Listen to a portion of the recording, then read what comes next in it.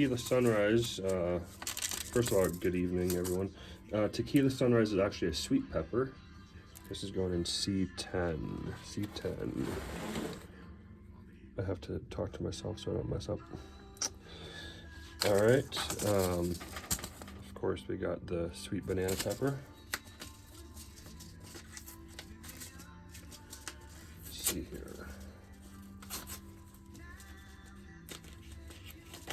This is going in D1.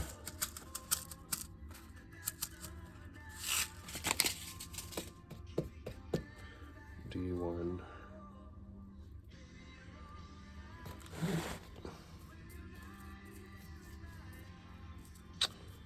So this is the dense planting technique. Here's another sweet banana, just different company, slightly older seeds. So I wanted to use them up. It might take a little longer to germinate, but hopefully they're still good. If not, that's why I have the other ones too. All right, let's see here. This is going in C1.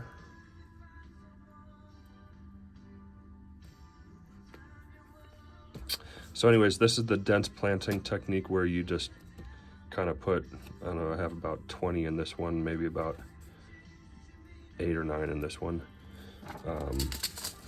And then you'll cover them up with soil so they're barely covered.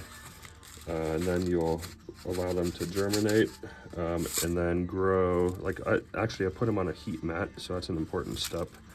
And then just allow them to grow for about 3 weeks, maybe 4 weeks, and then start transplanting them into bigger pots, into individual pots. All right, this is early jalapeno, organic. This is my go-to jalapeno every year. Oh, actually, I'm gonna plant this in a lot of different ones, so let me get those. So we have E4.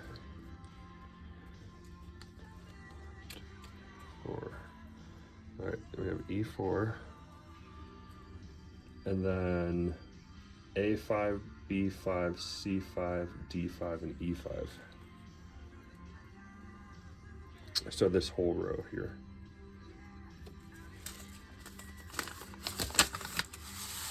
All right. Seems like I can never have too many jalapeno peppers. Personally, jalapenos are about as spicy as I go in terms of peppers when I'm cooking. Every once in a while I will use a habanero, but I am growing some cayenne pepper this year. I'm gonna try to make some red pepper flakes out of those. And then also maybe try to make some hot sauce. So we'll see how that goes. So we got early jalapenos, and just so you can kind of see what this looks like. This is a dense planting technique with lettuce, so you can see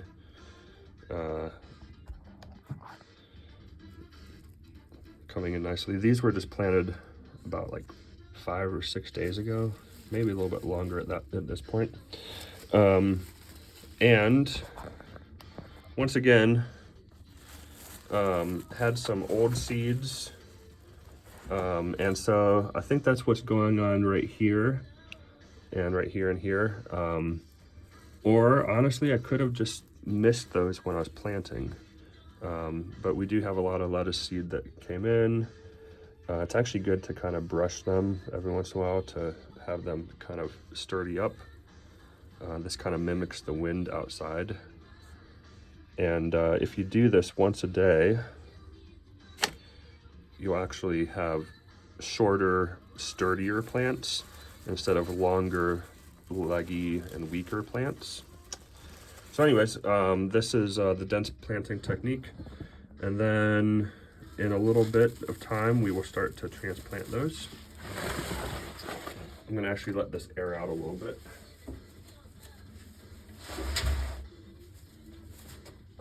And then, just so you can see some seeds that are further along, these are actually seeds that were transplanted about a week and a half ago, maybe 2 weeks at this point. So these were all densely planted, like the other ones that I just showed you, the same technique. But now each of these is in its own individual cell. So this is a 4-pack of Brussels sprouts, and each of these is one plant. So basically, we went from something like this, we have tons of plants in there, to this. So that's kind of how I do it. And then I'm a little bit behind schedule with getting these outside and getting them used to the sun. But that's really what I need to start doing at this point, is taking these out a little bit each day. It's just kind of hard to do when I'm working full time. But yeah, that's how I do it. Also, I'd be sure to label the front of each tray. A1 is like this first cell right here, and then this is tray 7. And then the way that I plan it out is something like this. So these are all the peppers this year, with all of the different cells, A1, B1, C1, etc. So that's kind of my system. I learned this from Craig LaHoulier, who is the author of Epic Tomatoes. Check him out on YouTube. He's a really great resource. So this is his technique that he kind of perfected, and he kind of talked about it in a couple of his online videos, and I just copied it and tried to make it work for my situation.